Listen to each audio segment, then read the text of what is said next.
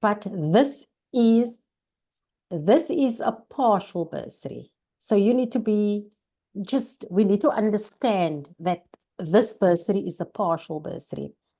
It only covers tuition fees, and it will cover tuition fees up until 40,000 Rand. So if your tuition fees is 20,000 Rand, then we will cover the full 20,000 Rand, and that's it. If your tuition fees are 35,000 Rand, for example, then we will cover the 35,000 Rand. So we will cover up to 40,000 Rand. But if it's less than 40,000 Rand, we will just cover the total of the tuition fees. There's no change involved here. Also, if your fees are, say, for instance, 50,000 Rand, then we will only cover the 40,000 Rand, and the remaining 10,000 Rand is for your own account. So we just needed you to understand that, so that we don't have any questions or queries around that. You may still ask if it's unclear, but just so that we've set it up first. So I also said that we don't cover accommodation fees. So what it means is that if your tuition fees are 20,000 Rand and your accommodation fees are also 20,000 Rand, for example, then we will still only cover the 20,000 Rand for the tuition fees, because we do not cover accommodation fees. So I hope that is clear. And what I'll do now is to speak about the other programs that we have, so that we are all just aware of how exciting this year is going to be and what you can expect during the course of the year. So we want to have institutional visits throughout the year. Some may be even in October only, because we travel around the country and then we visit the different learning institutions, and we would love to meet the students. So if we tell you that we're going to come to your university at a certain time, it may be that you have classes during that time, but please just try to make allowances for us to meet with you so that you can see us in person, because we would really like to see you in person, so that we get that, that relationship going, instead of just being a name on a piece of paper. We will also have alumni events. So we may have in certain provinces, and then for the following year, we will have it in different provinces. We can't do all the provinces in one year. So we may, for instance, have an event in, or we will definitely have one in the Western Cape, because we're based in the Western Cape. It's just easy. So we'll have one in the Western Cape early in March. And we're looking forward to that, because it's going to let us meet you, and you will also meet some past students, so that you can hear their stories as well. So that is an example of an alumni event that we're going to have, and we'll let you know about the future events as they come up. Then we have, as part of our student activities throughout the year, we have online workshops. This is one of them.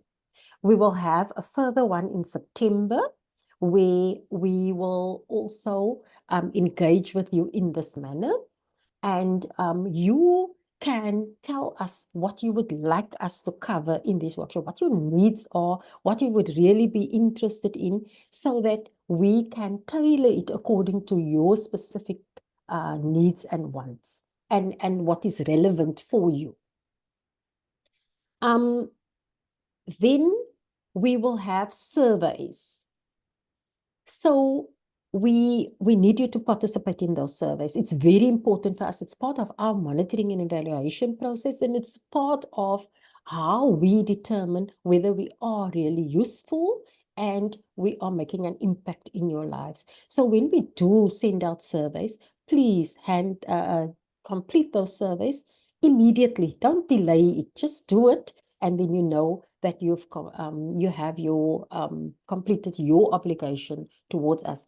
We don't ask much. We don't ask you to repay the money. We don't ask you to come work for us. There are no requirements on you. But what we really would like for you to do is just to participate in the activities that we have throughout the year. And then also one important thing that we really want from you is to answer the phone when we call you. We will call you from time to time, as Sinitemba has said, to just ask how you are doing and so on.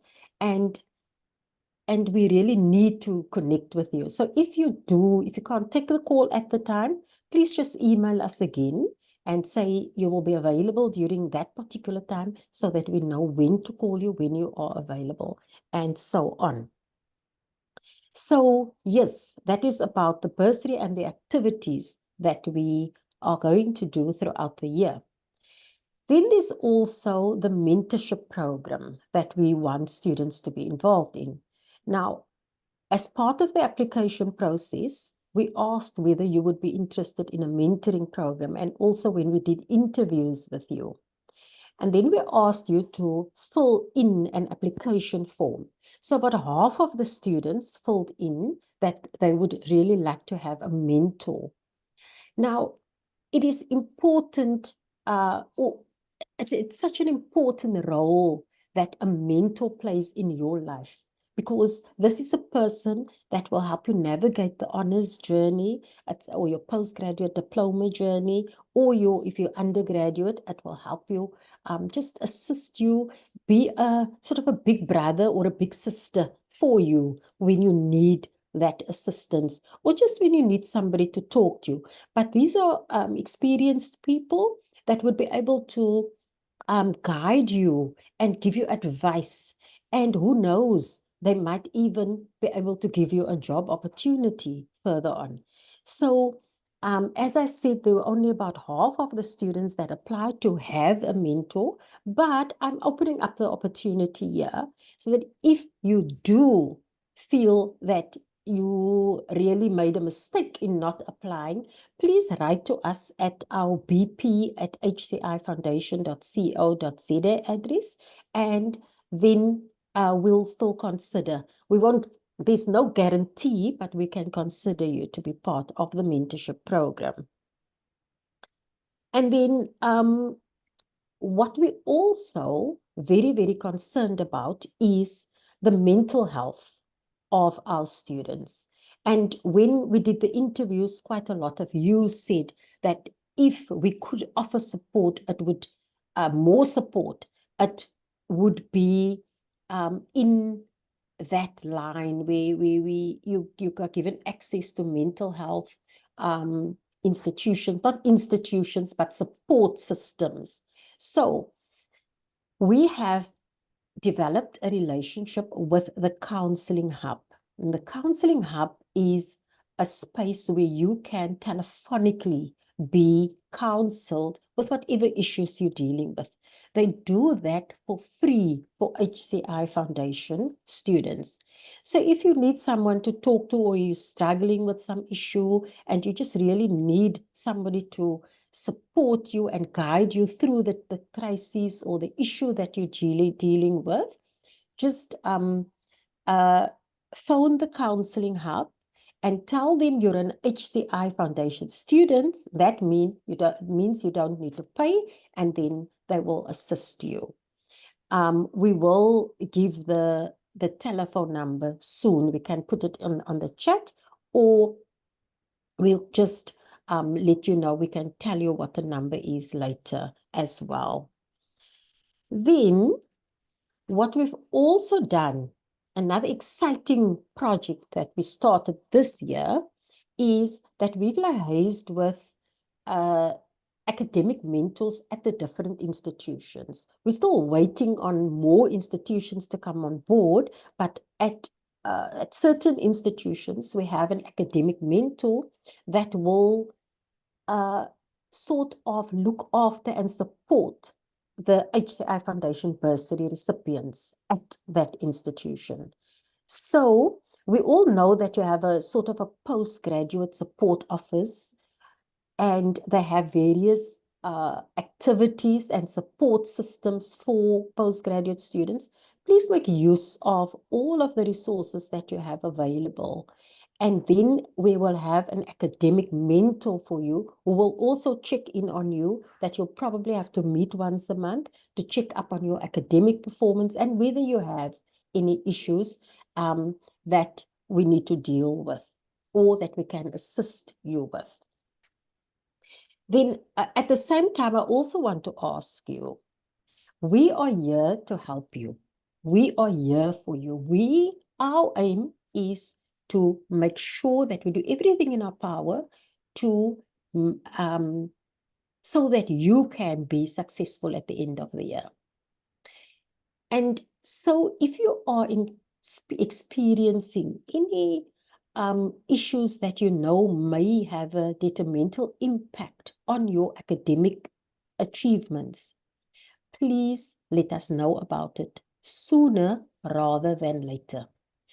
If you tell us way ahead of time, we can refer you to the correct people. We can see what we can do from our side, but so that you can get on track as soon as possible. If you only tell us in October that you're struggling with a course, then it is too late for us to help. So let us know as soon as possible if you are experiencing any challenges and so on. Now, what are the expectations that we have of students? As I said before, we don't need you to do anything for us in return. We give you the bursary. All we need you to do is to do your best. We want you to pass at the end of the year. We also need you to participate in all of our activities that we have. And if we have requests or invitations or surveys, please respond to it timelessly. You do need to make use of the facilities at your respective institutions in order to support you, because they are there for you. And then, lastly, we need you to give back to the community. That is part of what we are. The same way that we are giving back to the community by supporting you, you need to pay it forward and do your little thing, small thing that you can do to uplift the community that you come from or where you are situated. So that is my story. If you have any questions about the bursary program, please ask them now. And we'll see how best we can answer your questions. Thank you. Okay, thank you very much, Fadila, for that informative sharing session. I just have one question, I think, on the chat room, but I'll prefer to bring Lebogang on the call, because the question is saying, is it possible to split the amount into two different universities, maybe 20,000 in VETS and another 20,000 in UCT? Can you come on board just on the call, if you can switch on your mic, Lebogang, just to explain more about your question?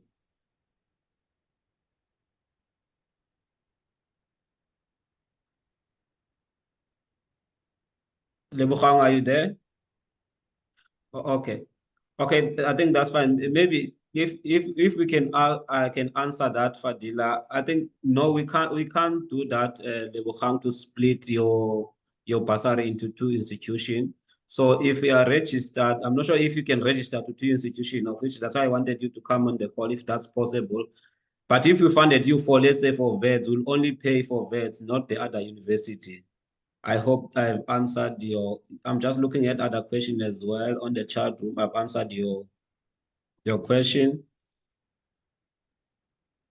Can I perhaps have a list of the institutions that have already bought okay, we'll share that, the institution that have already agreed to academic mentor.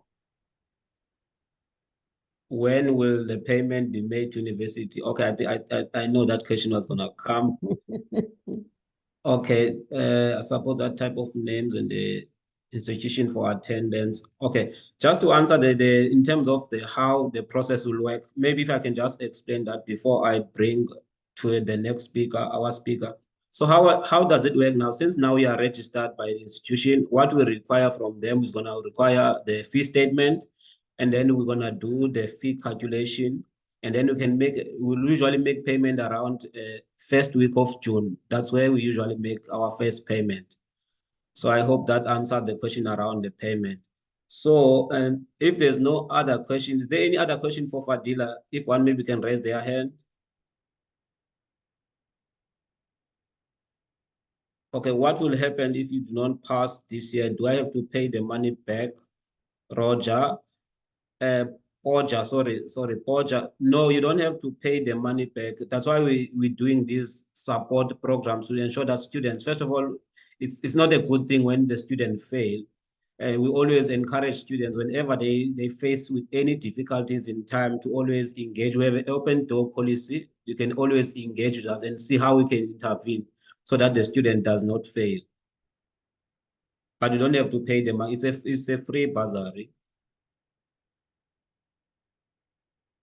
Okay. I see the hand is up. Stembile. Can you come on the call?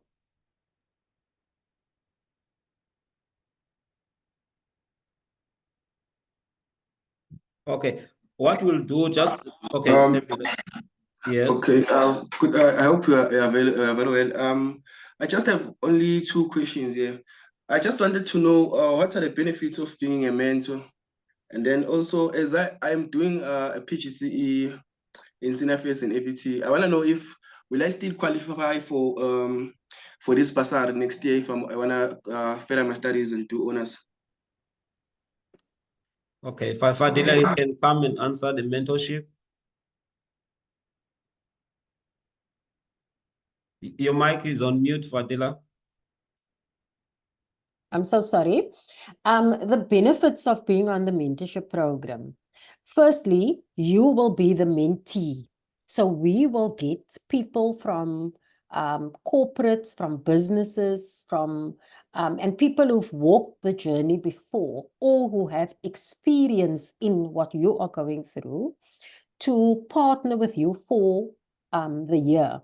So say from March onwards, you will have a call. It can be either a telephonic call, a WhatsApp call, a Zoom call, or an in-person meeting with your mentor, and they will have certain set themes that they will work through with you throughout the year. So when you have a person that you know you can go to with any issues, academic, personal, whatever issues you have, you can then you know you've got a person that you can just chat to, and they are the link to us as well. If you don't have a mentor, then obviously you have a direct link with us. But because we're only a small team, and we're here a short time in the day, we are not available at night, for instance, or early in the morning. And then you can contact us. But the mentors would alleviate our burden. So we do have people that assist us in speaking with you, because we will neglect you if we have to talk to all of the students. And that's the role that the mentors play. Okay. Okay. Okay, Sibongi Nkosi, I see your hand is up here, the last one, and then they can go on the chat room just to ask, and then we'll be able to respond on the chat room. Sibongi Nkosi. Yes, thank you very much, Mr. Lugaziso. And it's also quite nice to finally put a face to the person that we've been communicating to via emails and all that. So my question is that when can we perhaps expect the mentor-mentee relationship to begin? Like when can we expect to be introduced to the mentors? Okay, I can answer that. You will be very soon, because we're still waiting for the other institutions to respond. But for those that have responded, you'll receive that communication very soon. Okay. Okay. Thank you very much, Fadila. And then also thank you very much for the question. We will engage with the question, Fadila and I, on the chat room as well. So our next segment of this session is gonna be Janine Senegal from UWC that will provide an insight into the research and methodology. So maybe another, just to give it a context as maybe why we are focusing on this, specifically the research methodology, is that, okay, we started with honors in 2019 to fund honors. Previously, you usually fund the undergrad from first year till you finish your first degree. But then with the free education that is announced by the government, then we moved to honors because we saw a gap there. And then when we started, we find that students are not completing their qualification or their honor qualification in time. And then one of the reasons that was highlighted by students was the research, which they don't complete on time or they don't submit in time because of maybe other modules as well and other activities that they have to do. So now we try, okay, how best we can support the students in order for them, because our requirement for the bursary, you must finish it in 1 year. That's why you awarded you the bursary. So now we have brought in now Janine that is going to be able just to give us an insight and also give a guide and make sure that maybe we can be able, all of us who are doing research methodology, to complete in 1 way. We understand to other people it's a new thing because maybe they have not done it in the undergrad, and then to some they have just done the basics. And then so Janine, if you can maybe come on the call and then share your insights. Thank you. Thank you so much. Thank you so much for having me.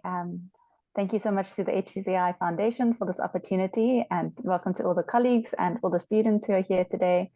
It's lovely to be here, and thank you for this opportunity. As Mr. Senatemba said, my name is Janine Senecal. I am one of the academic coordinators in the Research Development and Postgraduate Support Office at the University of the Western Cape. So we are one of those support officers that provide that support for students. So I think someone put their mic on and there was some background noise there. Can I ask colleagues to please mute, or can one of the hosts please mute? Thank you. Yes, we did. Sorry about that. Great, no problem. Yes, so as Mr. Senatemba said, I am an academic at UWC.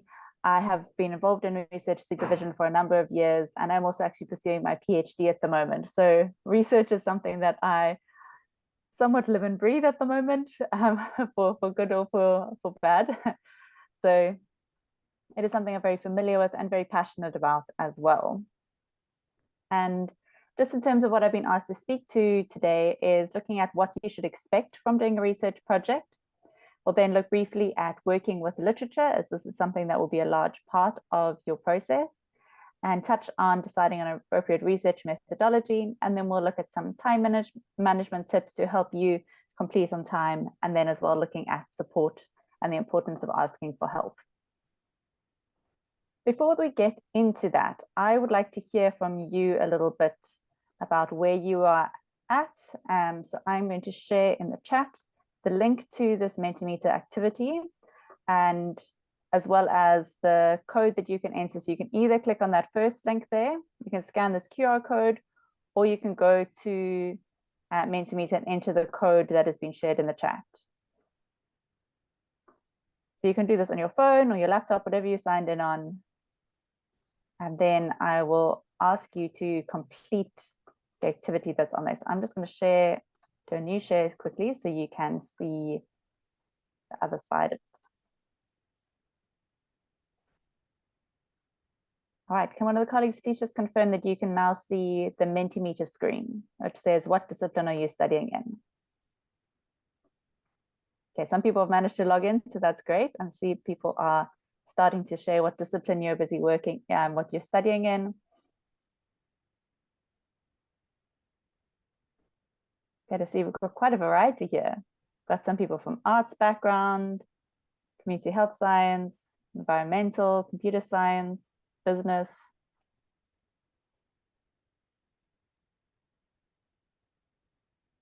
Great, I see we've got a variety here.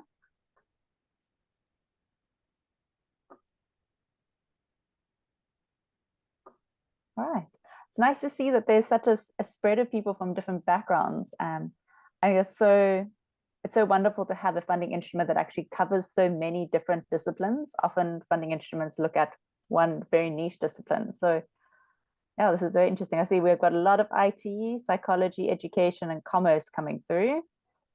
PGCE, education. Okay. Wonderful. This gives me a really nice idea of where you guys are studying. I think if we were all in person here, I'd be asking you to raise your hands for the different sections and what you're studying. But this gives us a good idea for online how we can do that and see what everyone's studying, even to see the other people that are also being funded here and what they're busy studying. And maybe to see the other people studying the same thing as you. Great. I'm just going to give it a couple more seconds before we move to the next one.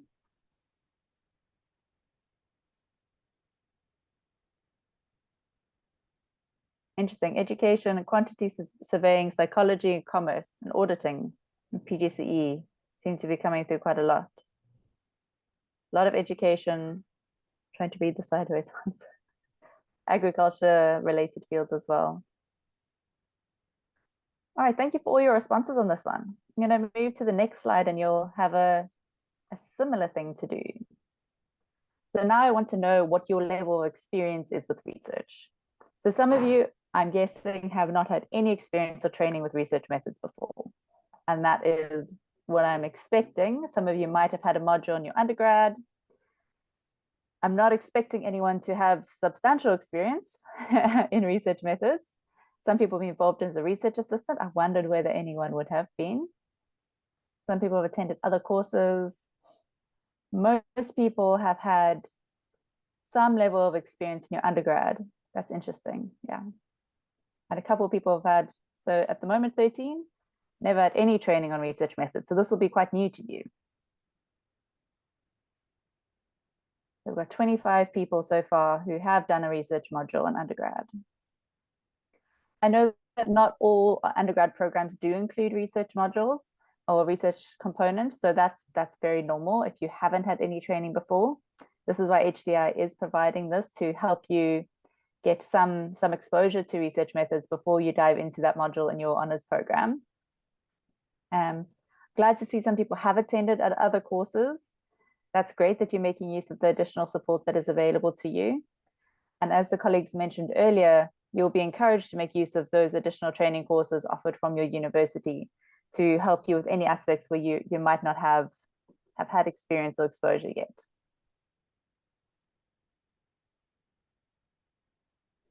I'm glad to see that no one has substantial experience with research methods. I left that there just to see.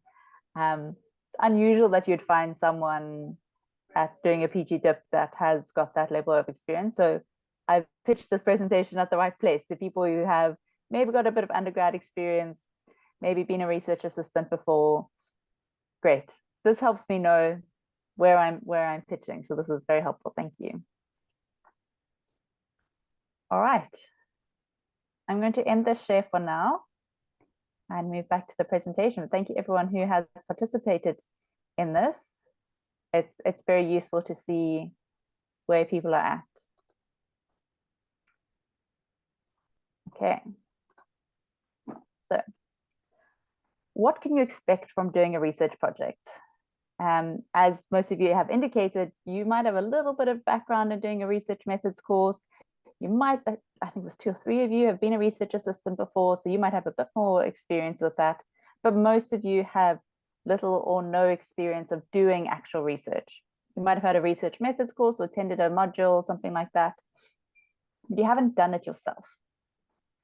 So where do we start with this? I like to go back to our National Qualifications Framework Guide. So this tells us what is expected of your specific degree.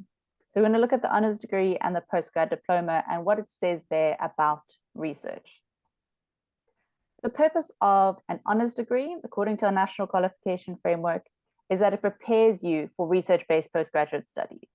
So your honors is preparing you for master's, doctoral research, potentially in the future. And the purpose of this is to deepen your expertise in your discipline. So that would be a lot of your coursework. And then also to develop your research capacity in the methodology and techniques of that discipline. So this is not about you being an expert. It's not about you changing the world with your research. You're learning here. You're learning what kind of methods and techniques are used for research in your field. So this will be different. We saw already, we have people from education, psychology, commerce, agriculture. You will use different research methodologies. And that's appropriate because at an honors level, you are building this capacity for your specific discipline.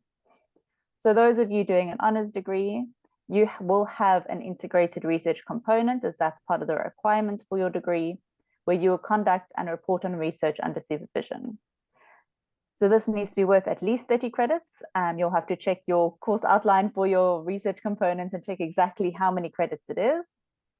But this is a distinct component in your program. So you'll probably have a module called research project or mini thesis or something like that.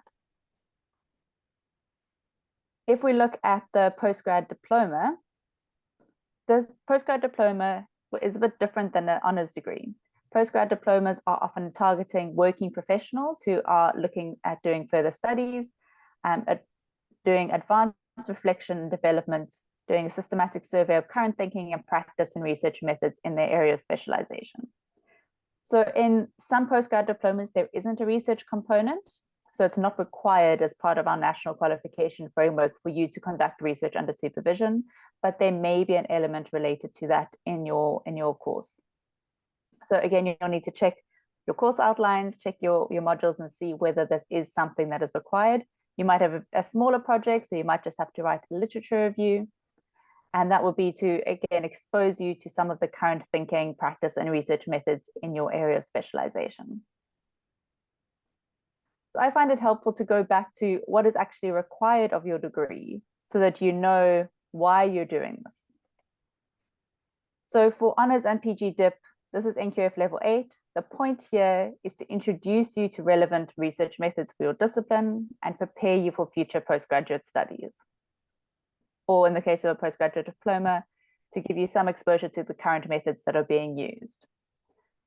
If we look at the further postgraduate degrees, at a master's, you're then looking at actually mastering those research methods and techniques. And at a PhD level, you're then making a significant novel contribution with a high level of expertise. So why we're looking at those further degrees is to compare that to the honors and postgraduate diploma. This is not where you do your groundbreaking research. This is not where you make significant changes to policies. This is not where you pursue your life passion of research. Keep that for PhD, even keep that for postdoc if you're wanting to pursue that level of research. The important thing in terms of your expectations of your research component for your honors or your postgrad diploma is that you're doing something that's preparing you for future research. So the point here is to familiarize you with research methods. It's not to be an expert. It's not to master those research methods. It's something that is fairly small in terms of scope. You're not doing a massive project. You're not doing anything particularly novel or new. So you might have come in here thinking, oh, I'm going to do research. I've got this big idea. Don't be discouraged if your supervisor says your idea is too big, because it probably is. And this is where your supervisor will help guide you to something that is something more manageable that you can do in the time frame required for your degree. And I've heard that you need to complete within the 1 year. And that's something that HCI is trying to support you in completing in 1 year. So something else that might be important to remember when you're looking at doing research, it's not like any of your other assignments from undergrad. In undergrad, I remember what it was like. You sometimes do an assignment in one night. You can't do that with your research project. It is an iterative process. So that means there's a lot of backwards and forwards between you and your supervisor. There's lots of feedback from your supervisor on what you've written already. There's lots of different phases to the process, and we're going to look at that shortly. But I need you to come into this process realizing that this is not something you can do in one night. It's not something you can even do in 1 month. It's something that takes a lot of time, and a lot of time over a long period of time. So you need to be planning now already to be spending time every week on your research project. And you can't actually just leave it for the second half of the year or only for September, because then you won't be able to finish it in time. And this quote here that I've included, it's actually someone from a creative writing background, but I think it applies to research as well. The purpose of the first draft is not to get it right. but to get it written. And I love this quote when thinking about research, because it can get so, you can get so caught up in your own mind of, oh, this isn't right. But remember, the point of your research in your honors and your PG dip is you're being introduced to research methods. So you're not expected to get it right the first time. And this is why you have a supervisor who will give you feedback and help you to get it right and improve it. So the supervision process, working with your supervisor, taking that feedback on board, engaging with them is really important because of how long this process is and how it's not linear. You don't start, done. There's a lot of backwards and forwards. Just want to pause quickly and check if there's anything in the chat that I need to respond to. Perhaps the colleagues from HCI can just let me know if there's any questions in the chat that relate to what I'm speaking about, and then I can pause and answer those. Oh, okay, no, we'll let you know when there's something on the chat. Okay, thank you. So what is entailed in doing a research project? You might think, oh, research, I just go out and talk to people, I make a little survey, I ask some people some questions, and we're done. Not that simple. There's quite a big process that's involved in research. Now, this is a fairly generic outline. It might be a bit different in your institution, but in general, you start with a phase that we call conceptualization. And this is where you find out what your area of interest is. So what are you interested in researching? From there, you then distill down to, okay, what is the topic you really want to look at? So you might be interested in education, but what topic within education do you want to look at? Then maybe you're wanting to look at the use of artificial intelligence or AI in education. Okay, but what is your research question? So what exactly are you wanting to ask about AI in research in education? Maybe you're then wanting to look at, let's think of an example, how students are using AI in research. So that might be your research question. How are students using AI in their research in tertiary education? And then you would develop your aims and objectives. So this process of distilling from a broad area of interest down to actually what you're going to do can take some time. And this is a really important part of the process which can't be rushed, because this determines every other aspect of your research. If you don't know what you're researching and why you're researching it, it's very hard to do the next part, which is writing a proposal, where you're saying exactly how you're going to do it. So a lot of times students rush into writing the proposal or select methods of, okay, cool, I'm going to interview people, before they've even thought about what their question is. Because the question determines your method. And we'll talk about that a little bit later as well. So when you write your proposal, and you'll probably receive a guide on proposal writing from your department or your supervisor, there's an introduction section, which is where you talk about what the issue is that you're researching. So you start with that, the broad topic area, and you motivate for why this is a relevant area of research. You then do a literature review, which we'll talk about a little bit later as well, where you summarize current research on that topic. So this is where you can go and read a lot of journal articles, and you summarize the common themes that are coming up in those articles. The methodology is then where you talk about exactly how you're going to go about doing your research. So who are you researching, what, where, when, why, how, all of that comes in the methodology. And then an important part of the proposal is also the ethics. Ethics in research is an incredibly important consideration, because we have a very bad history in science and academia of doing research that is not ethical, where people haven't consented to participating in research, and things have been done to them that are actually quite damaging and hurtful. And so ethics is something that's incredibly important to make sure that you're thinking about why you're doing what you're doing and whether you can justify it appropriately to make sure that you're not hurting anyone and that everyone has agreed to participate in research. That's if you're working with people.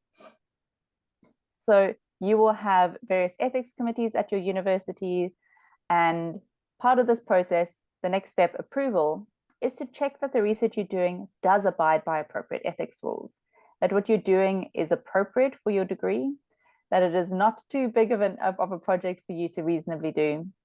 So this is how it works at UWC.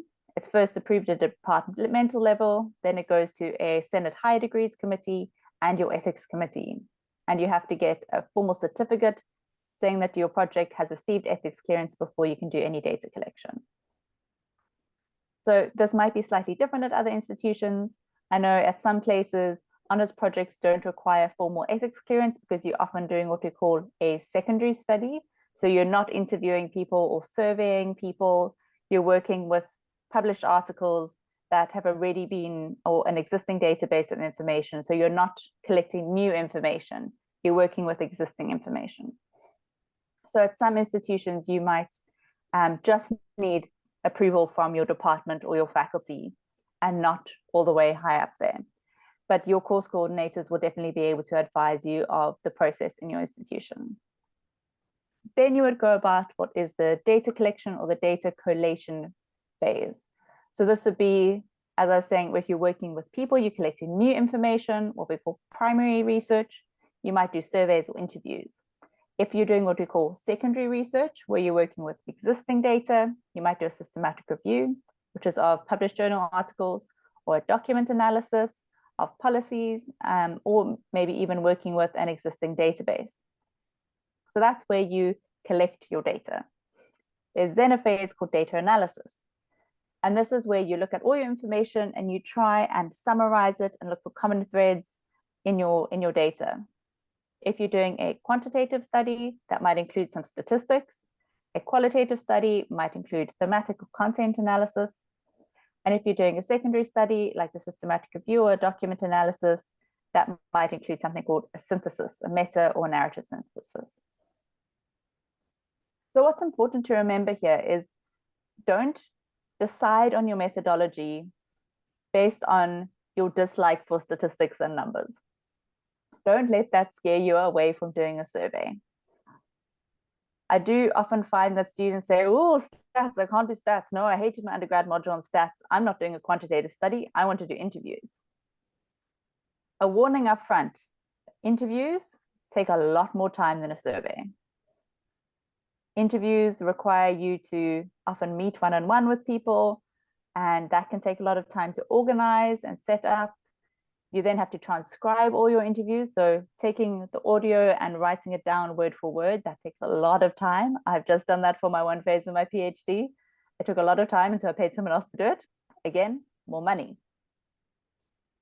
The other thing is that thematic analysis takes a long time. If you've got 10 interviews that you're needing to go through, it takes a long time to do that. So in deciding on your research, remember the scope and the time aspect. So don't just go for interviews or focus groups and thematic analysis because you think, oh, I'm scared of stats. Remember, you're not expected to do advanced statistics at this stage if you're not doing statistics as your degree. You could probably get away with doing just descriptive statistics, which doesn't take as long and can be a bit easier to do with support from a department like your postgrad support officers or even your mentors. So that's just a word of caution. If you're scared of stats, don't write them off. Don't write off quantitative methods up front just because you're scared of stats. It can actually be quicker. And when time is of the essence in an honors degree, keep that in mind. Then you come to the write-up stage. So here you will have an introduction, a literature and a methodology similar to what was in your proposal, but you will now need to update it based on what you actually did in your research. And it'll probably be a bit longer than you had in your proposal, because your proposal is normally, I think it's 8 pages for most departments. You then add 3 extra sections, your results, your discussion, and your conclusion. Then only it gets submitted and it must go to, generally an internal examiner will be appointed, so someone from in the university, and sometimes that also then goes for external moderation at an honors level.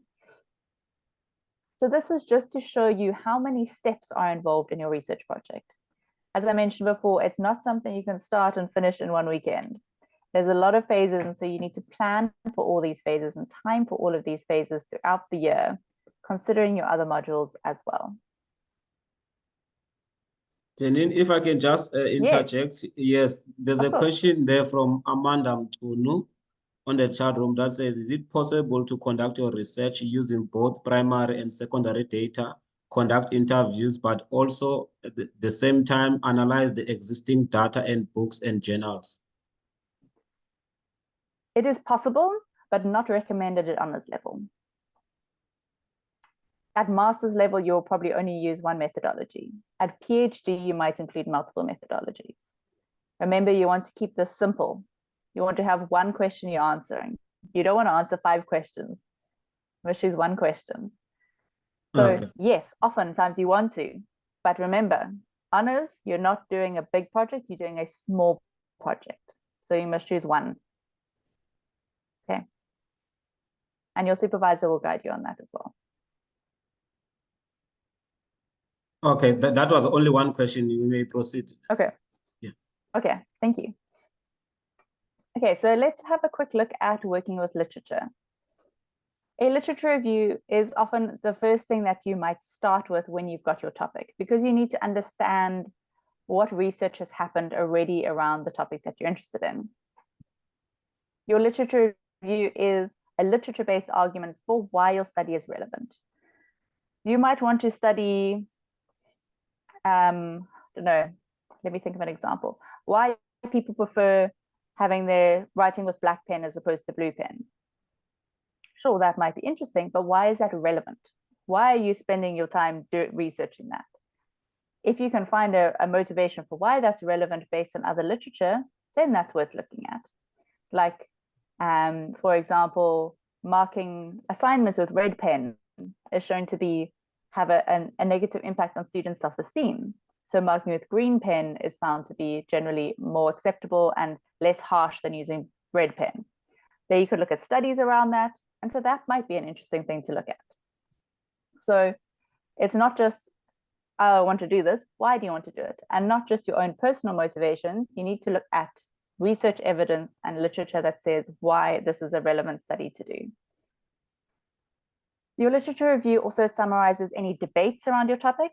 If you're looking at something that's relatively new or controversial, or even just people have different viewpoints on, and this is where you would summarize that. I mentioned the example of looking at AI, the use of AI in higher education earlier. This is a big topic. I know just this week I've received 40 different emails about workshops that are happening on the use of AI in higher education. So there would be a lot of debate that you would have if you're looking at a topic like that. A lot of different viewpoints and considerations that you might speak about in your literature review. And this shows where your research fits in, because no research happens in isolation. You're always building on what's been done before or summarizing what has happened already. This improves your understanding of the topic, especially now you're starting out with a new topic. You might not have a lot of understanding about the research side of it.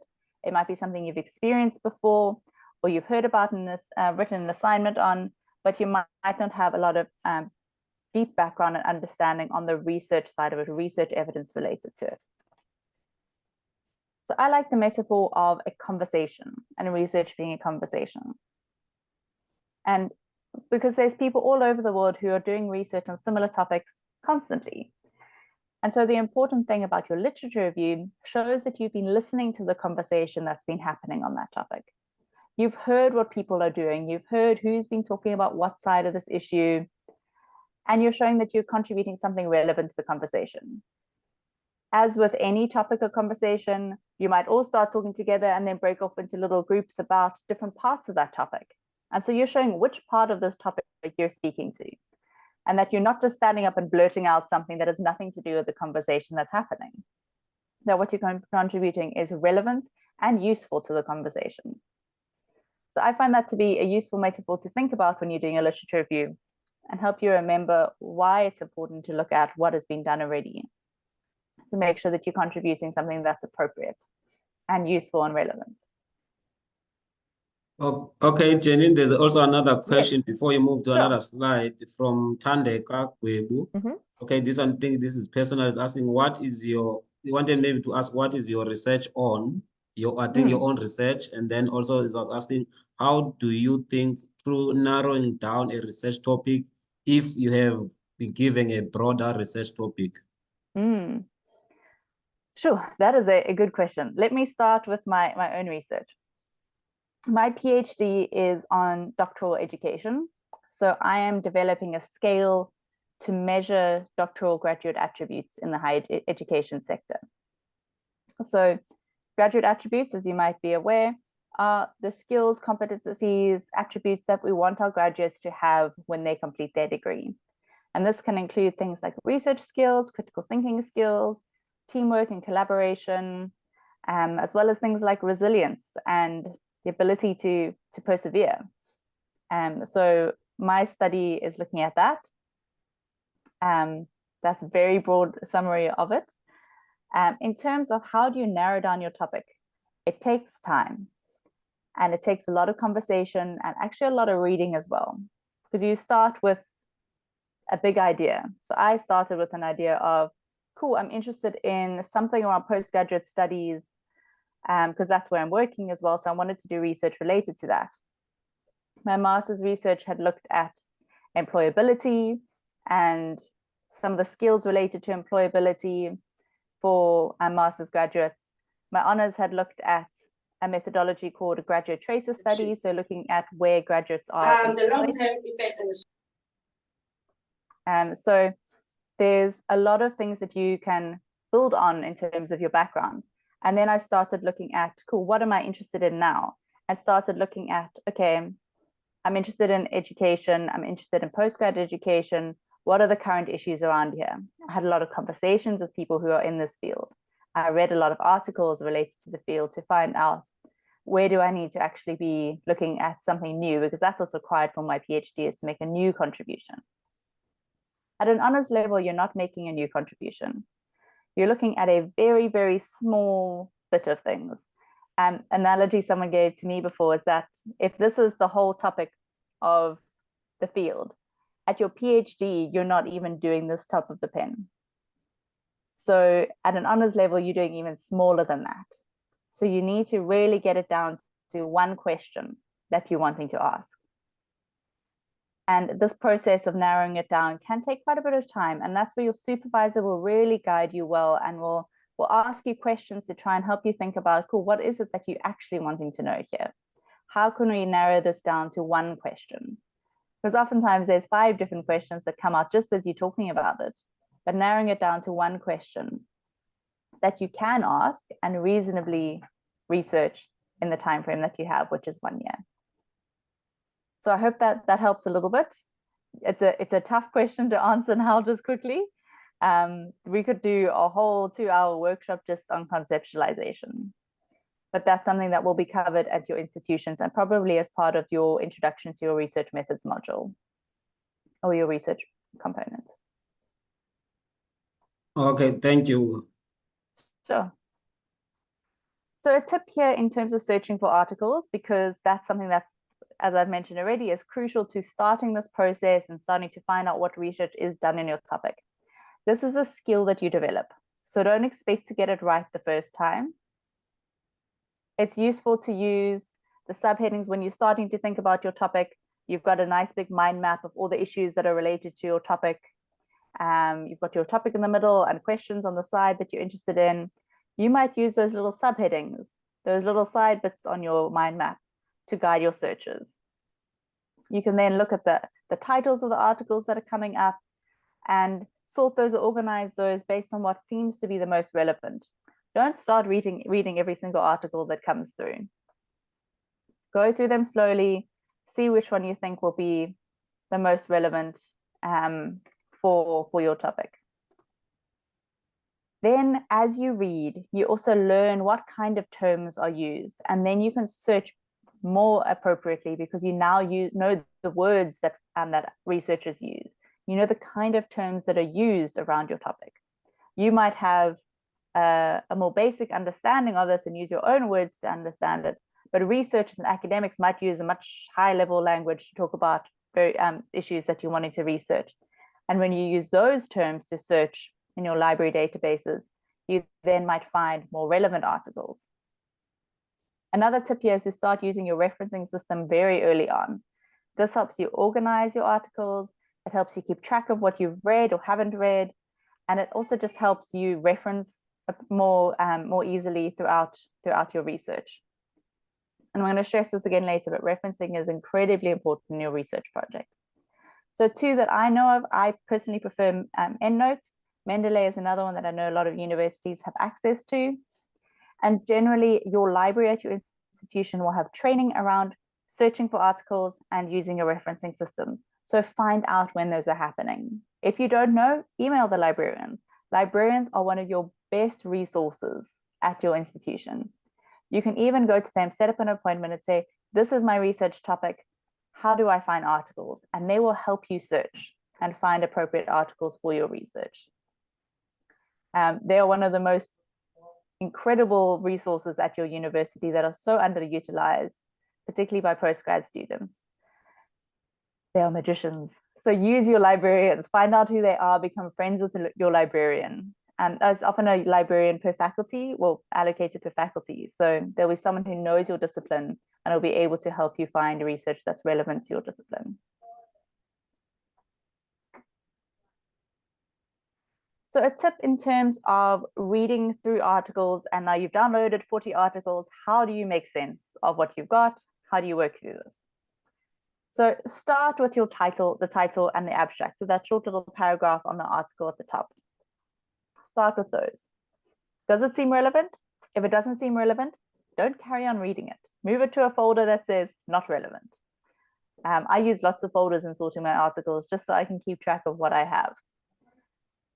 The other thing here is if you're reading it and you can't make head or tail of what's being said, don't carry on reading it. Don't spend 5 hours trying to understand an article that is just beyond you. Rather check and see if there's other articles on the topic that maybe you can understand more easily and start with those.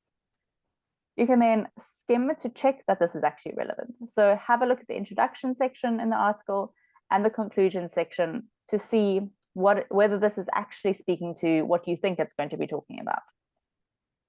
The introduction section can also be a really useful place to identify other articles that might be useful for you to read. If it's interesting and if it's relevant, that's important to check the literature review then, that you can then read the literature review section in your article to see how interesting, does this actually help you with your topic or not. If you then need to read in more detail, you can then look at the results, the methods, results, and discussion in terms of what did they do, what did they find, and what does that mean. So you'll only read that in more detail if you know that this article is actually speaking to your topic and it's relevant and it's interesting for you to read. Especially when you're starting, don't spend 5 hours on an article that you can't make head or tails of. Rather start with ones that you do understand and that are helpful. You might then need to come back to these articles and read them again later in more detail when you now have, okay, these are the articles that are going to be helpful for my literature review, and then you're working with those in more detail.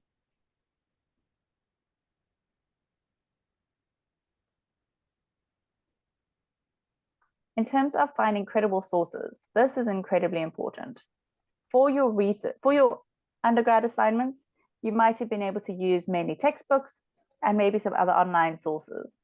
You'll probably be asked to use academic articles as well. But for research, because you're speaking about research, and as I said, you're looking at what conversation is being had by other researchers and academics, you need to make sure that you're looking at academic sources almost entirely. So you want to look for journal articles that you access via your university's library database. Get familiar with that search function. And as I said, find out when the library is having training on how to use the search platform, because that will happen throughout the year, I'm sure. You can use academic textbooks, particularly if there's some theory that you need to explain. But an important thing for other sources is to check that they are credible, that they are actually good quality. So you will check if there's any institutional affiliation mentioned, so like a Department of Higher Education and Training document or a World Health Organization policy document. Those you can use because you can see, okay, this is actually a well-recognized institution or organization that has written this document. It's not just some random person who's written a blog post. So in general, avoid general web pages, blogs, Wikipedia. Don't use those for your write-up. You can absolutely read those to help you understand them. When I have to do assignments or papers on things that I'm new to, I often start with reading a Wikipedia page just to get a basic level of understanding. And then when I'm going to read the academic articles, I can understand them a bit better. If you can't identify who the author is, the funder, or the organization is, rather avoid that. And if you don't know how to cite the article, if you can't find the relevant information that you need for your referencing system, so it's generally your author, the organization, the publisher, if you don't know how to cite it, rather avoid using it, because it probably means that it doesn't have this kind of credibility in terms of organizational backing and things like that. So this is just a general guide and some tips for you as you're starting out of looking for your research, what research to use. Citing your sources is incredibly important, and I'm sure that you've been told this throughout your undergrad. Plagiarism is something to be avoided. It's where you put forward someone else's work and ideas as your own, and especially when it comes to research, this is considered intellectual theft. So you need to paraphrase, put in your own words, everything that you're writing. And it's actually really easy to hear when it doesn't sound like you. You can tell when someone is reading as opposed to using their own words. So if I'm saying, in research, everything you write should be evidence-based, there's not much room for your opinion. You could hear there that I was reading to you. I wasn't saying that in my own words. And so you can actually tell that when you're reading an assignment. You don't have to even use what's called a Turnitin or whatever to tell when someone's not put things in their own words, because it's easy to tell. And a link to this is how important it is to cite, because research, as I said there, you're basing it on what's being said already. There isn't a lot of room for your own opinion at this stage. You're not saying, I think I should do this research because of what I've experienced and what I've gone through. There may be a few occasions where in certain disciplines where this might be appropriate, but in general, your research proposal should be based off of research evidence. You're giving a motivation based on research as to why this is relevant, not why it's important to you. That conversation you will have with your supervisor in terms of why you've chosen to do this topic, but for your research proposal, it's about the research evidence. And I always suggest that it's better to oversight than to undercite. So every sentence you write, start with trying to do every sentence that you write should have a citation about where you got that idea, that fact, or that theory from. And as I mentioned already, use your referencing program from the beginning, because then you can cite while you're writing. You don't have to, at the end, then come back and try and find out, oh, where did I find this from? I can't remember now. And then you're spending weeks and weeks trying to then add your referencing in. Do it as you go. You will save yourself so much time and headache as well.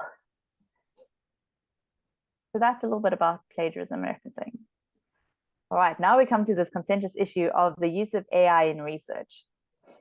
So some people are of the view that this is irresponsible. If you're using it irresponsibly, you're robbing yourself of an education because you're outsourcing your learning to an AI bot, and you're not actually engaging with your learning. You're not actually doing the thinking and the processing and the understanding which is actually required.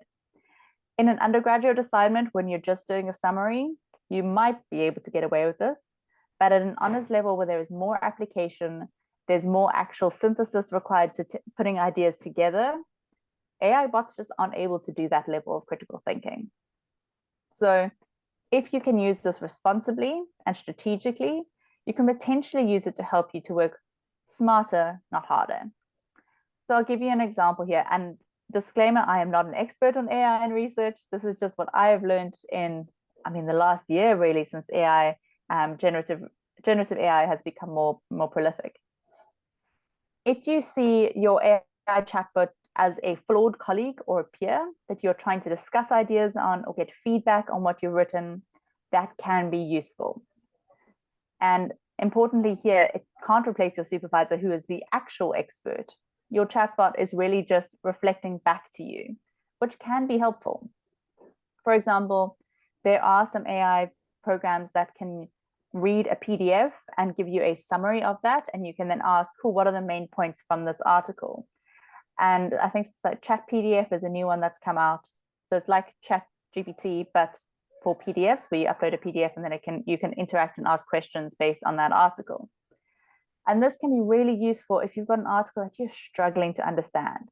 The language is too advanced for you, or they're using terms that you haven't actually engaged with a lot, and so you're trying to get familiar with that. that can be useful for helping you understand the article.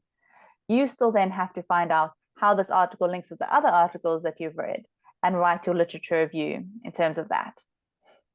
I've heard recently that Scopus, which is one of the journal databases, is coming up with a generative AI for helping you search articles more effectively and summarize and identify other articles that are related to that. There's also something called Research Rabbit, which helps, I think, with grouping different sources of information.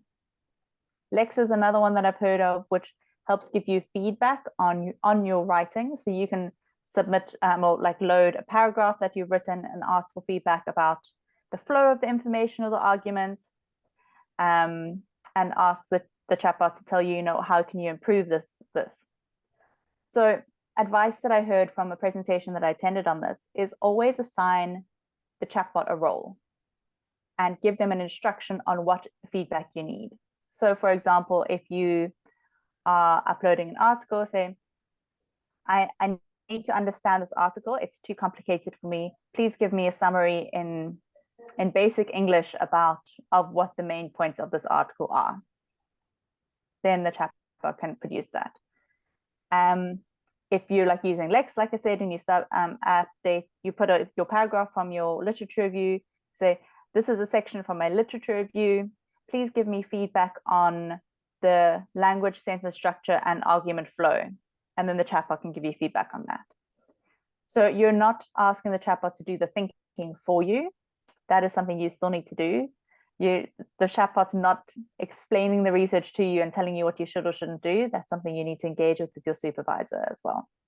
But chatbots can help you with basic feedback around grammatical structure and understanding complex words, putting it in something that you can then understand more easily. But you still have to do the work of writing that literature review. You still have to work with the concepts and understand what you're doing. So I hope that gives you maybe some ideas of things to go and look at some more.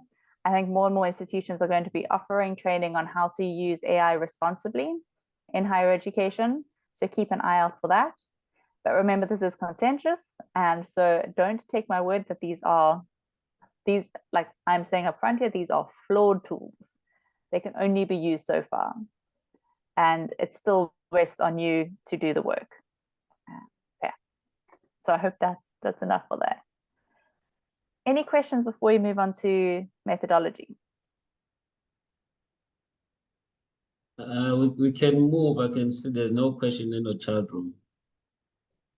Okay, great. So what is the purpose of your research methodology? Your methodology is your roadmap for how you're actually going to do your research. So how are you going to achieve the aim and answer the research question that you've set out?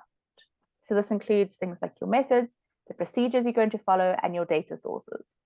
You motivate the decisions that you made for each of these aspects. So it's not just, I want to do interviews. Why is it appropriate to do interviews? Why is that the most appropriate way to answer your research question? And this is where you need to be really realistic in terms of the scope of your project.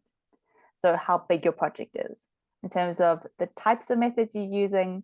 And this is where that person's question from earlier comes in. Can you do document analysis as well as interviews? Hypothetically, yes, you can, but I wouldn't recommend it for an honors or PG dip level because that's making your scope too big. And remember, the point is to introduce you to methods. You're not expected to master them or to produce anything significantly new. So be realistic in terms of how many interviews or experiments you do or how big you aim, because this is something that you need to be able to finish within the year.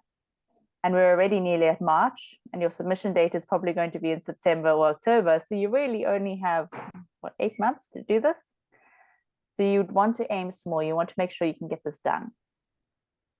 The reason your methodology is so detailed is because this speaks to something called replicability. So someone else should be able to read your methodology, do the same study, and be able to follow exactly what you did before. And this is part of making sure that research is, like I mentioned before, transparent, that we're behaving responsibly in our research, and that no one's getting hurt in the process. So as part of ethics in research is to make sure that your approach to what you're doing is very clear, that someone else could go and do it just based off of reading what you said you're going to do.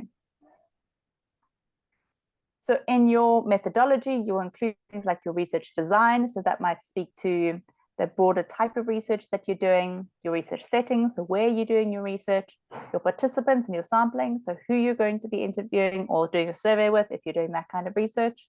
If you're doing a secondary study, it might be what documents you're using and accessing and how you're choosing which ones to use. Your data collection method, any tools or instruments that you're using, so like your interview guide or your survey. The procedure, so how you actually access people, how you're going to send the survey. So are you using SurveyMonkey or Google Forms? Are you interviewing in person or online? Those kind of things will be under your procedure. Your data analysis method. And then you might mention something like methodological rigor. So essentially the quality of being very careful and thorough. So this might speak to in quantitative research would be reliability and validity. These terms might be familiar to you if you've done some research methods before. And in qualitative research, this would speak to something called reflexivity. So looking at your own role and how you're influencing the research process. And then ethics, which is something I mentioned already. And you will detail all the appropriate steps that you've used on an appropriate ethical practice in the research. So this is a very generic outline. It will vary depending on your discipline and your topic, but you can maybe use this just as a guide as you're starting to think about what you might need to cover here. So how do you choose an appropriate methodology? I mentioned before, this can only be decided on once you've conceptualized your project. You can't start with your method and then go back to, okay, well, what question am I going to ask? As your research question actually determines what is an appropriate methodology to do it.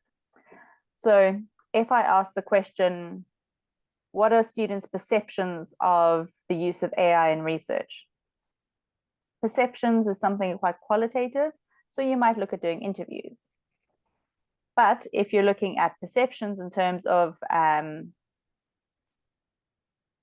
something more quantitative, so you can quantify it in terms of, yes, I think it's good, no, I don't think it's good, then maybe that could be a survey. So if I'm looking at people's experiences of AI, that tells me, okay, this needs to be a qualitative study. You might do focus groups or interviews. But if you're saying what research evidence is there or what policies, AI policies are there in place at higher education institutions, then that speaks to a document analysis. You might be looking at the policies that have already been done. So your research question, identifying that first, helps you then lead on to identifying the appropriate methodology. At an honors level, you might have the methodology in mind already for identifying the appropriate research question, because you need to make sure this element of scope and feasibility, that you're not aiming too big for an honors level degree, and that it is something that you can get done in this 1 year period. So you will need to keep that in mind as you're busy dreaming the dreaming phase of your conceptualization, to make sure that you're narrowing it down far enough to be something that you can get done in this year. The other thing that you'll consider with your methodology is something called methodological alignment, so that everything speaks to itself. If your research question indicates a qualitative approach, you should also have a qualitative sampling approach and a qualitative data collection approach and a qualitative data analysis approach. Similarly, if you're doing a quantitative study, you should have quantitative sampling, quantitative data collection, and quantitative analysis, so that your whole methodology holds together and speaks the same language essentially. But this is where your supervisor will guide you. Right now, your mind might be sparking off with 1,000 different ideas, and you might have some really big ideas that you're wanting to work with. Like someone mentioned already, how do you narrow down from your big topic to a question for your research project for your honors or your PG dip? That's something that you'll need to work with in supervision, because your supervisor might even come with, these are the topics I'm currently researching. I would like you to choose a small bit to do under my topic. And this is very common, because then you know that they've got the expertise and they can actually even guide you in terms of methodology and even some of the basic literature that you should be looking at. So choosing a topic that aligns with your supervisor's interests can be really, really useful, because you know you're going to get good support then in terms of what you should be saying and guidance there. Hi, Jenny. And that's actually quite common. Yes. If I can just, there's a comment on the section Yes. from Siandam Jolie. He said he's curious to know more about scoping review. Are you maybe can you maybe speak maybe for 1 minute around that, if you can go into Sure. details? Yeah, because Yeah. she will be doing it. Yeah, scoping review. Scoping review is a really nice, appropriate methodology for an honors level study because it's something you can do by yourself at your desk. You don't have to go interview, collect data anywhere else.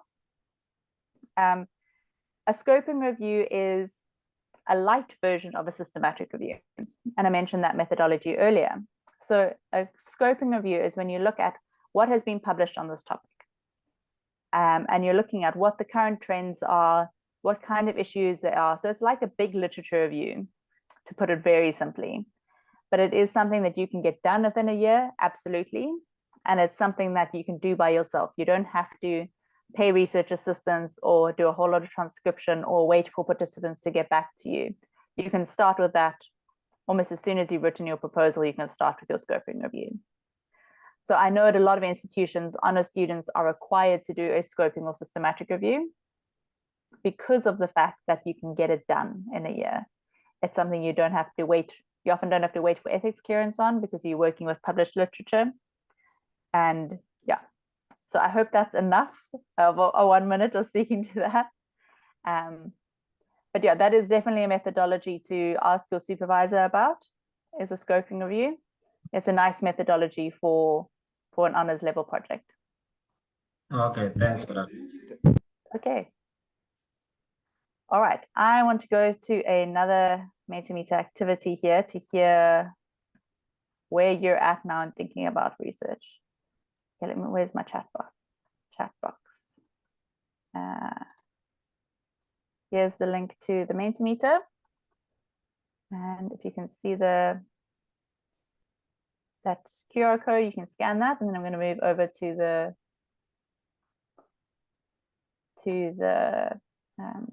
page. Oh, I need to actually be on this other one. There we go. This is the one we want to be on. How are you feeling about doing research? That's the question I wanted to hear. Great, people are excited. I am so glad. Some people are finding it's a bit formidable. Curious, good. Nervous, absolutely. Confident, great. Someone's feeling on top of this. Scared. Nervous but excited. I think that's a nice balance of this because it is something new that you're doing. And so it's appropriate to feel a little bit intimidated. It's a big process. It's going to take the whole rest of your year to work through this. Some people are feeling a bit confused, also totally okay. As we saw earlier on, for a lot of you, this is the first time you're dealing with anything related to research. You've not had any research methods training. So this, yeah, will feel quite confusing. It's quite a lot to take on. So totally normal that you're feeling a bit anxious or worried about this. But rest assured that there is support for you. And we're going to get into that a little bit later as well.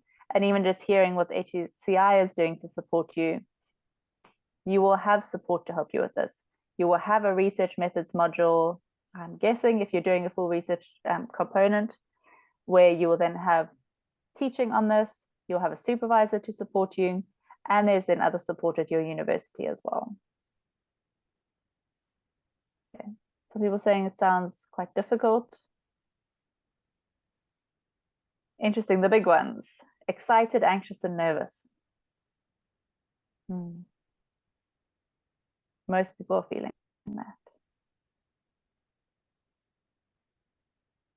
Someone's saying, honestly, I can't wait to start.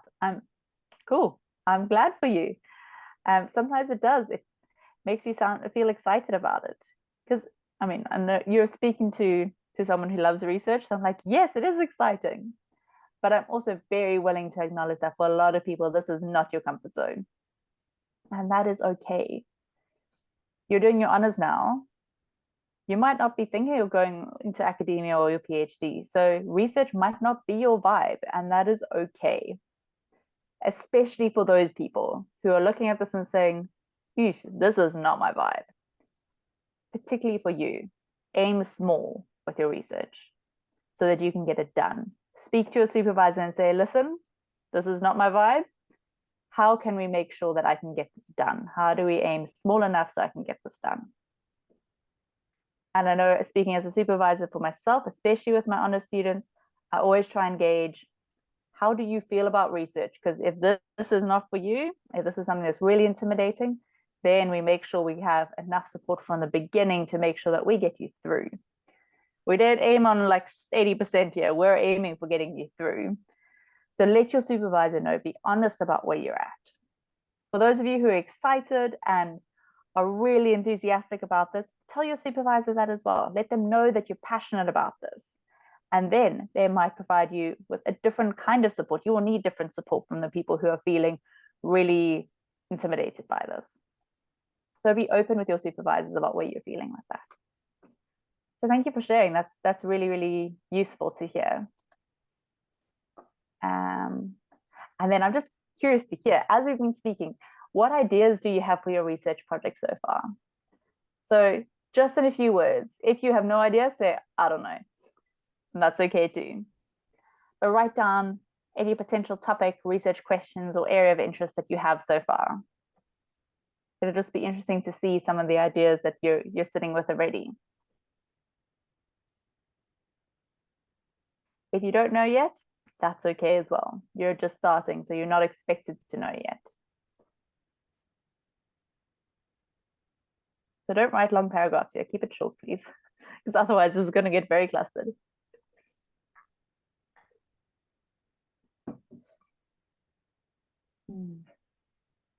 Procurement and construction, education in marginalized or poor schools, genome editing, climate effect on rural farmers, neurotechnology and aiding diagnosis,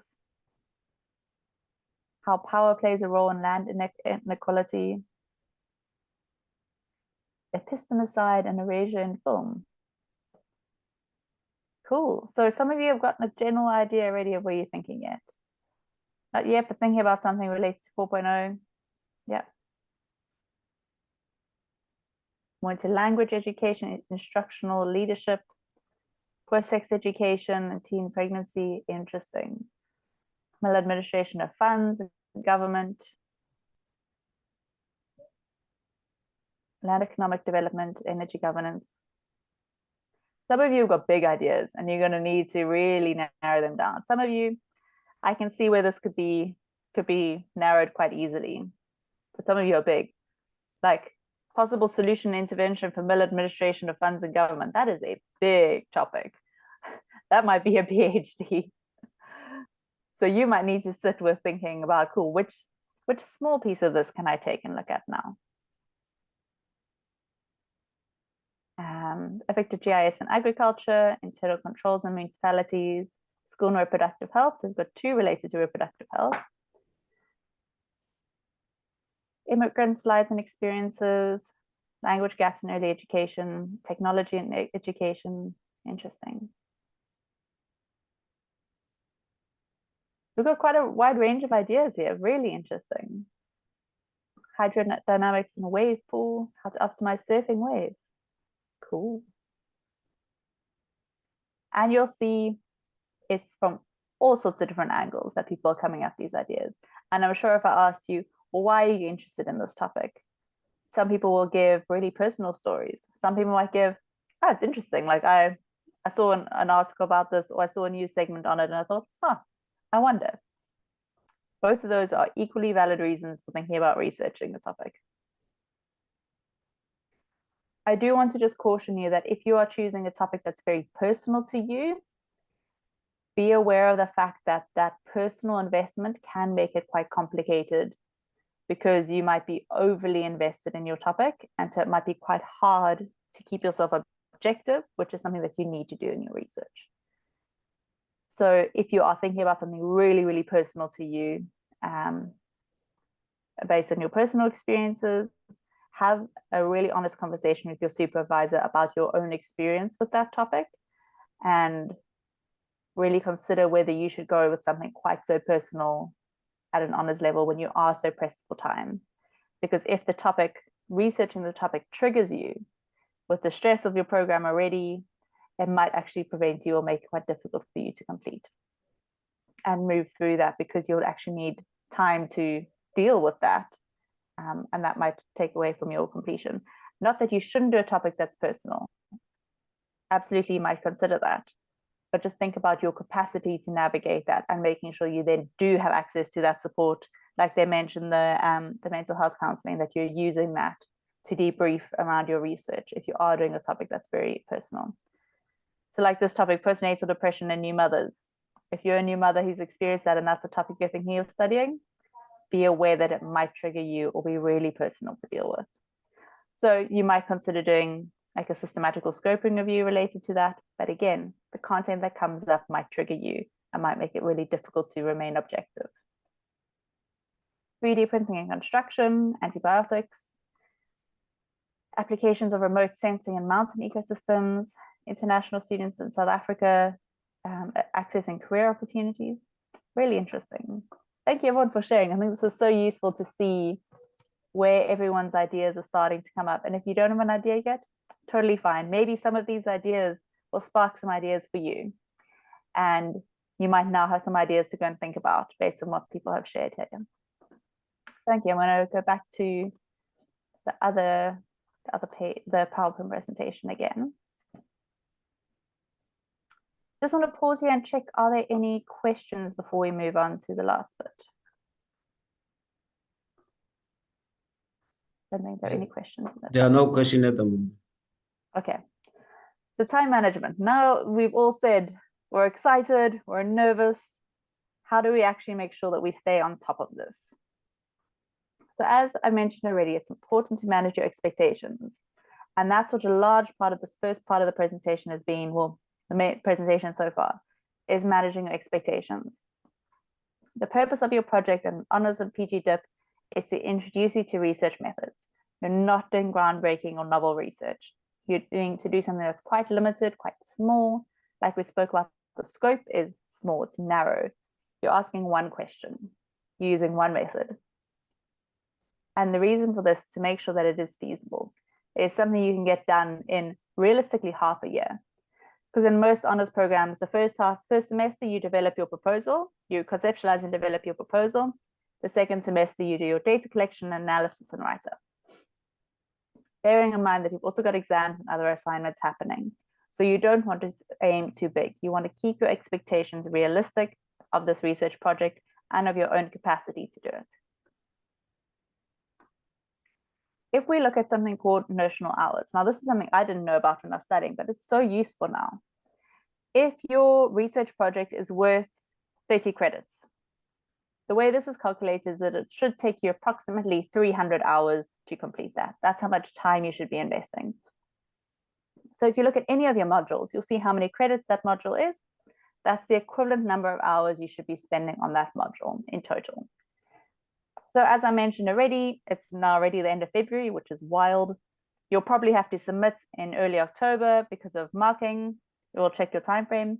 But March to September is about 8 months. And if I remember correctly, that's about 35 weeks, 175 weekdays. This could be wrong. Forgive me if I did my calculations wrong. But if you're wanting to work on this every day, you need to be spending just under 2 hours every single weekday for 8 months. Or 1 full day every week for 8 months. That is the amount of time that in calculating your assignment, your degree, that's how much time it is estimated is required to actually do this project. So like I mentioned before, this is not something you sit down and do in one day. This is going to take you at least 300 hours. And if you maybe have other challenges that are happening throughout your year, it might take you longer than that. So keep this in mind in your planning now. Set aside 1 day a week for working on your research project. Or if you can't do 1 day a week, set aside at least a week every couple of weeks that you spend on it. Is there a question there? No question. Oh, okay. So how do you manage these expectations? It's a lot when you think about that. So set SMART goals for yourself.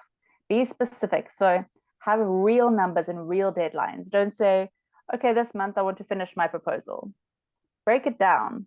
So what am I going to do on Monday? What am I going to do on Tuesday? How am I going to get to this? Make something measurable so you can actually track your progress. Make sure it's attainable. So this is why I'm saying choose a small topic. Don't ask a big question. Ask a small question so that you can get it done, something that's realistic.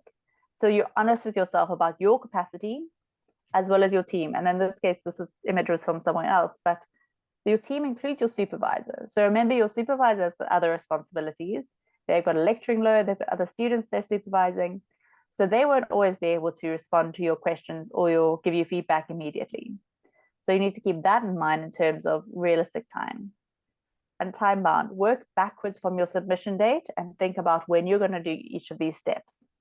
And start working now so that you are not stuck with needing to do 6 months worth of stuff in 1 month, because it's just not feasible. And I saw someone in the chat already saying this is overwhelming. So how do you eat an elephant? It's one of my husband's favorite quotes. How do you eat an elephant? 1 bite at a time. So break your research project into bite-sized pieces. It's overwhelming if you sit down, cool, I need to write the literature review. That is overwhelming. You're going to be in analysis paralysis. But you can read 1 article and you can write 2 sentences summarizing that article. And that is less intimidating. You say, okay, I can look at 1 article. I can write 2 sentences from that article. And sometimes just it being an approachable task you can do is enough to help you get that motivation to move forward. And I love this Instagram post from Claire Bauman who says, can't clean your room, clean the whole room, clean a corner of it. You can't do all the dishes, clean a dish. You can't get in the shower and wash your whole body, wash your face.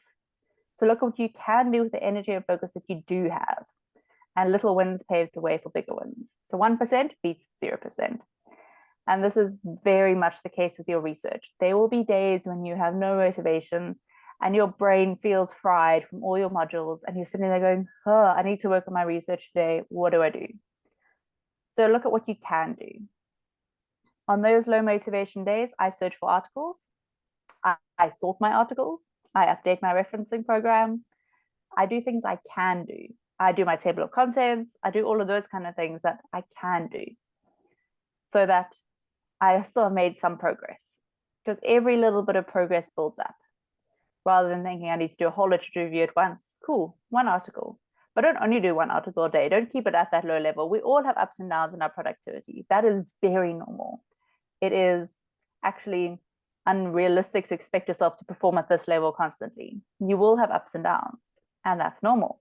But then on days when you're down, still make sure you do something. So on the days when you're up, you don't have too much. You don't fill that time when you're really productive with things which is busy work, if that makes sense.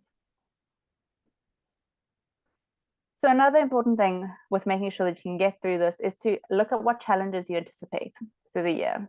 So do you have a family event coming up, like a wedding, that you know you need to take leave for and go and attend? That's going to take a lot of your time. Think about your other modules, assignments, and exams, and when those are coming up, so that you don't leave this for later. Leave time for rest. I know you might think, okay, cool, on the holidays I'll work on this, but you actually need to rest as well. So that's why in the calculations, I didn't include the weekends. Your weekends, I know some people work well on the weekends. I personally, my weekend is my family time. So you need to keep that in mind as well. If you guys have part-time jobs, I don't know if that's allowed for your studies. I think a lot of your studies are full-time. Then you might need to consider other work responsibilities and how you can fit that in as well. So something I always try and do is to build in buffer times. If I know that I have an assignment due in 2 weeks and I've got time now, I finish that assignment now, so that I'm not, because something else might come up next week that I haven't thought about, that now I have time and capacity to handle. So build in that time so that you know you're not working to the last minute. I know that's easier said than done. And I've been doing that all year this year. I feel like I'm constantly playing catch up and not getting time for what I'm needing to do. So also build in how much time your supervisor takes to give you feedback into your time frames, but don't use that time to do nothing. While you're waiting for feedback, use that to work on your next section. So if you've sent your supervisor your introduction, start working on your literature review while you're waiting for feedback. Because that way, when you get feedback, you can send them your next chapter so that you're not sitting waiting, which can be really frustrating when you're just sitting and waiting. but there's always something you can be doing and working on. You can always be looking at the next section. You can always be reading more articles, so that you've got something, you can constantly have something that you're working on, so that you're not sitting with dead time and frustration and waiting for feedback. An important thing here, and I'm so glad that the HCI colleagues mentioned so many of the support aspects that are in place for you, because it's really important to consider, especially looking at this, if you are feeling intimidated and overwhelmed by how you're going to manage this, look at what support structures are in place. And just from HCI, you have someone who's going to be phoning you and checking up on you. You've got a mentorship program. You've got mental health access. Having free access to counseling is huge. Make use of it. You've got academic mentors as well. There's online workshops and training that HCI is going to be offering. You've got then support from your university as well in terms of postgrad offices like the one I work in. So find out what there is. Ask the library when their training is coming along. Make friends with your librarian. Connect with other people who are doing postgrad studies. So find out maybe who the other people are who are being funded by HCI in your university, and set up a support group for you guys so that you can keep that accountability going with your research projects. Someone said to my husband at one point, which we quote to each other all the time: to ask is for free. If you don't ask, you don't have. But if you ask, the best outcome is that they say yes. The worst outcome is that you're no worse off than if you hadn't asked. So if you don't ask, nothing will happen. But if you ask, you might get what you actually need. So asking for support and telling people know what you need is incredibly important to making sure that you can access the support that's available. Is there a question? Yes, I think my question, I think what came especially from the previous student, is that the relationship. Now I'm just bringing it out because I was speaking about asking for help, but that relationship between the student and the supervisor, how crucial is that? And also, when the student is experiencing difficulty with their supervisor, what other channels they can use in order to make sure that they complete their research in time? That's a really important question. And something that's actually pretty complicated, because your supervisors are human as well. They also have a huge workload. They're also under a lot of stress and pressure. And so you can't expect your supervisor to focus only on you. I know that at UWC, we have a postgrad handbook, which in there it outlines the roles and responsibilities of the supervisor and the student. Find out where that is for your university. You should also sign a MOU, a Memorandum of Understanding, related to supervision. I think most universities have that in place. And that will outline the expectations around feedback, around meetings, and will also have potential recourse options for you. Don't escalate unless it's not necessary. Don't jump all the way to the DVC just because your supervisor didn't reply within a week. First, start with your supervisor. First, try and engage them, be polite and respectful, acknowledge the fact that they're busy, they're probably overwhelmed as well. Build that good relationship. It's incredibly important. It was actually my husband's master's research was looking at the student-supervisor relationship and the perception of thesis writing as stressful. And it's a strong relationship. If you have a good working relationship with your supervisor, it significantly impacts your perception of thesis work and research as stress, whether it's stressful or not. So build that good relationship. Make sure that you are respectful and professional in that space. They're a lecturer, they're an academic, so they are helping you, but they are not at your beck and call. So you do need to remain professional in that space. But yes, check the MOU, so Memorandum of Understanding for your university around supervision, and the roles and responsibilities delineated for your institution. Those will be useful. If you're having an issue with your supervisor, your first port of call is your HOD, your head of department. First, you go to them. And then if that is not addressed, then you escalate to your deputy dean for postgrad studies. If it's still not addressed, then you escalate to the dean. And then after that, you go up to DVC. So you give it time, though. You don't one day, no response, next day, no response, we escalate. That creates unnecessarily problems. And if you escalate things, it can negatively affect the relationship as well. So rather try and resolve any issues you do have with your supervisor one-on-one. and establish those expectations up front. Ask them, is there a time frame that I can expect you to respond to my queries in? And if they say, listen, if I haven't responded in a week, send me a reminder. Some of them might say, cool, I will respond within 24 hours. You then know what to expect in terms of response time.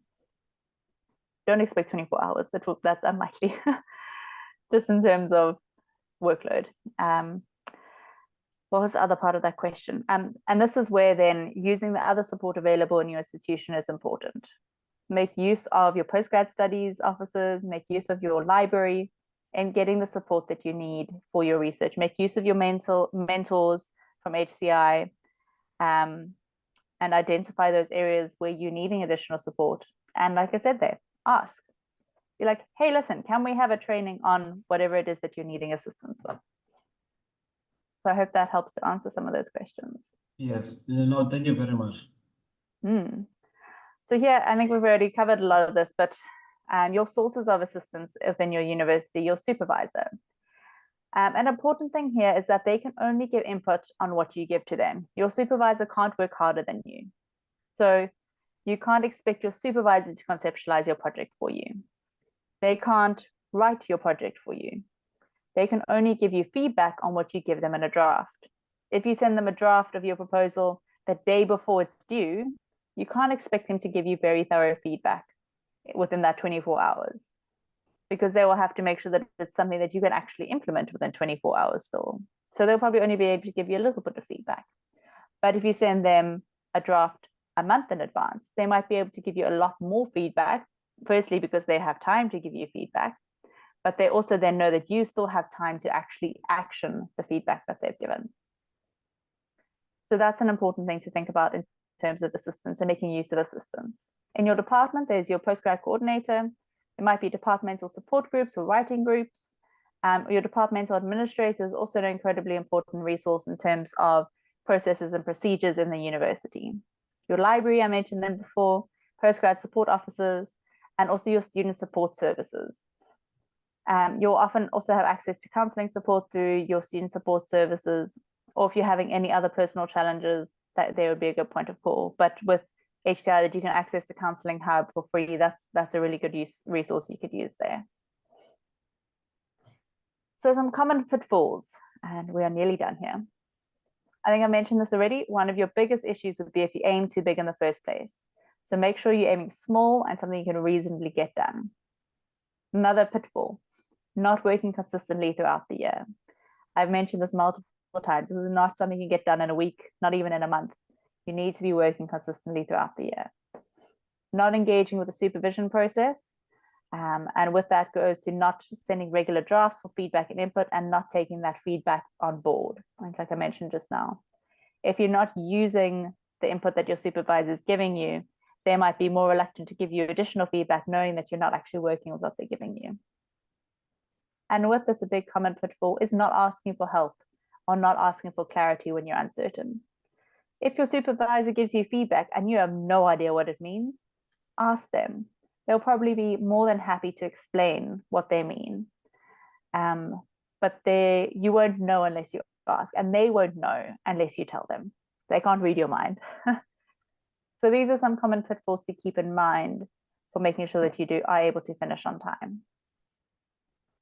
And then just general advice from me, take it one day at a time. Plan for the long term, make use of the opportunities available and the resources that you have access to. As you determine how much it is that you get out of this degree in this process. If you invest a little bit, you don't get a lot out. And you invest a lot, you will get a lot out. And that goes for your supervision relationship as well. And this is something I found on the University of Pretoria website related to time management. And it relates to what I said earlier in terms of you being the one who decides you need to take the action and own the process. So don't think about what you can't do, think about what you can do. So you can develop a skill and improve yourself. You can put in more effort. You can keep trying and not give up. You can persist when you hit setbacks. You can learn from your failure. With time and hard work, you will improve. And you can decide that you want to keep learning. So in those moments of challenge and when you're feeling overwhelmed, rather than focusing on what you can't do and where it is that you're running up against the wall, focus on what you can do in those moments and take those actions and embrace the can rather than the can't. So I think that's all from me. If there are any questions, I'm happy to answer a few more. We've got 10 more minutes. But then I do just want to ask you to complete this Google form, which will be useful for me to evaluate and see how useful the session has been for you. I always like to take input wherever I can get it. I'm also always learning, so any feedback you have for me will be really useful. I've also included my email address here if you have any follow-up questions from this. I will try and assist. I might refer you back to your own university's support services. For those at UWC, I will probably be able to assist you more directly. But those from other universities, I will probably have to refer you to your own institution's support. All right, so that's all from me. Please do complete that Google form. It won't take more than a couple of minutes to do. Yeah, any other questions? Okay. Okay, thank you very much, Shannon. Thank you very much for that presentation. It was so informative and interesting at the first time. I feel like I need to do research as well. It sounds so interesting. So do we have any question? Anyone just want to come and with a question on the line? You can raise your hand.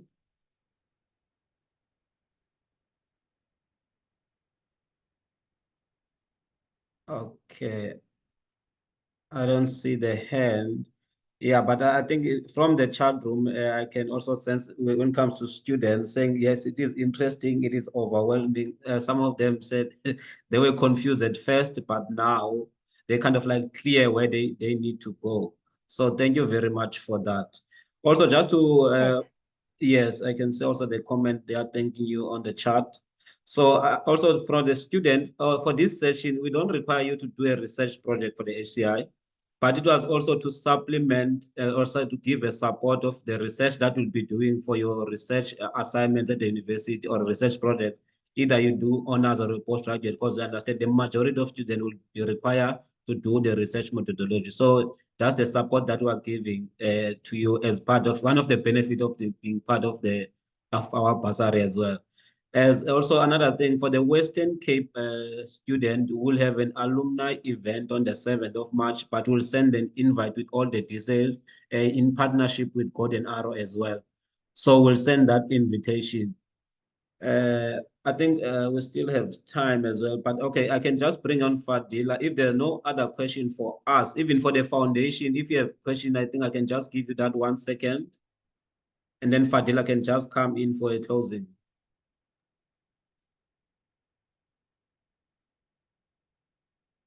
Thank you so much, Janine, for such an insightful and informative session and so well presented. I think that a lot of the students have been kept spellbound by what you had to offer.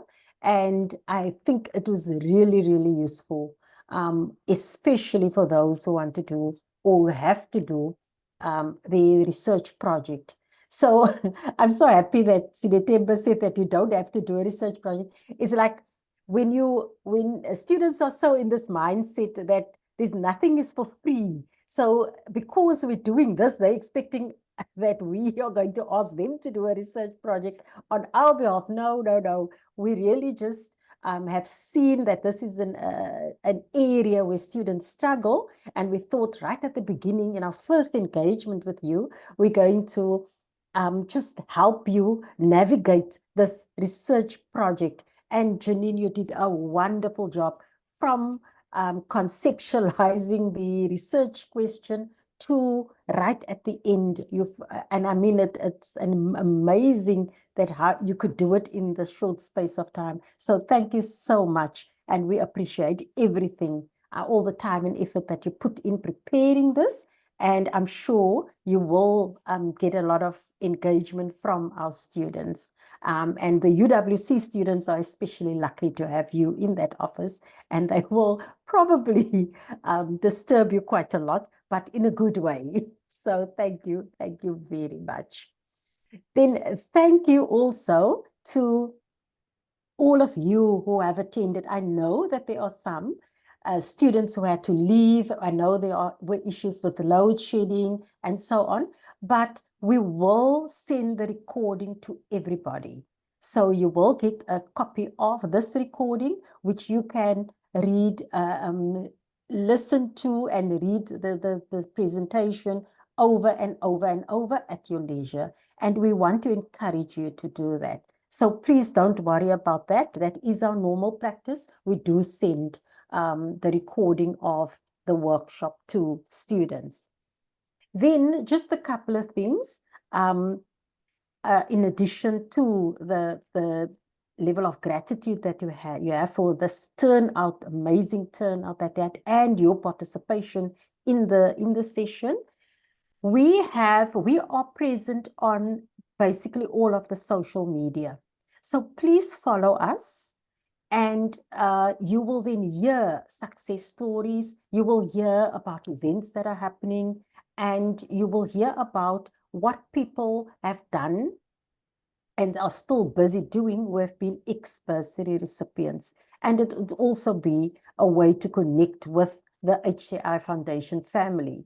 So please get active on social media, and you will also learn about all the wonderful work that the foundation do. Besides just offering bursaries to students, we have a footprint all over South Africa, and we work in various sectors. We work from education, and in education, it's from ECD right up to tertiary educations, where we give bursaries to postgraduate and honor students. We work in food security, work in the environment, we work all over. So it will also give you an idea of the scope of the work that we are doing. I want to repeat, because there have been some questions about our partial bursary. It is up to 40,000. We will cover your tuition fees up to 40,000. It doesn't mean that if your fees are 30,000, then you will get a 10,000 change. No. You see, in the past, what we've done is we only paid 75% of the tuition fees. So whatever the fees were, if it was, so say it was 40,000, then we would only pay 30,000. But we've changed the policy a bit, and we are now paying everything up to 40,000. So it means that if your fees are 34,000, then you know your fees are covered. But if it doesn't mean that our bursary is valued at 40,000, it's the maximum that we can pay. Because you see, we want to reach as many students as possible. And because we are a small funder, we can only do that. That's why we only offer a partial bursary. But you must imagine that if you didn't get this bursary, then you would not have been able to register at your institution. So that is what we are enabling students to do. And then what is the other one? Yeah, I think I know that people have not been able to join us because of load shedding, but yes, we understand the situation in our country. And I think that is about it from my side. We really appreciate the fact that you have attended today. And from the foundation team, we wish you well in your studies, and we hope that we're going to meet you in person during the course of the year. So thank you very much. Okay, thank you very much, Fadila, for that. And also thank you very much to everyone. And also thank you very much, especially to our speaker, Janine. I think this concludes our session. Thank you very much. We hope to see you in our face-to-face session very soon. Thank you very much, guys.